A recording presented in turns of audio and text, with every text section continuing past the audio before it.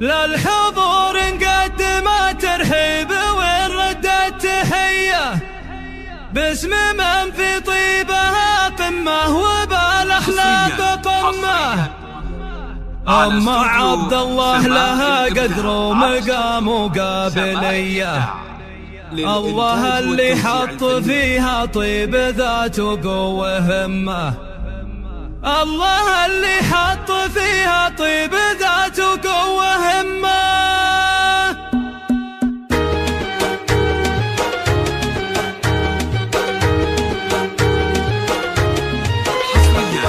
هب بعذع النسيم وفاح ريح الشاذلية، والسوابد على القصيدة اللي تلد العين يمه، الهواجس حاضرة وقت الطلب والنار حية، ما لنا صده لياجة المواقف المهمة. مرحبا ترحيبة من طيب اساس وطيب نية، ادبرق المخايل فالمزون المثل همه، ادبرق المخايل فالمزون المثل همه. مرحبا باللي لفى من كل صب وكل يمه، للحضور نقدم ترحيب ونرد التحية باسم من في طيبها قمة وبالأخلاق قمة. أم عبد الله لها قدر ومقام على استوديو سماح الإبداع طيب ذات وقوة همة، الله اللي حط فيها طيب ذات وقوة همة. لنا خلق ولها تقدير ما كل البرية، تفني اللي بيده للمكارم ما تلمه، من عرفها يعرف الأخلاق والنفس الرضية، شفاها مثل العلاج اللي يداوي كل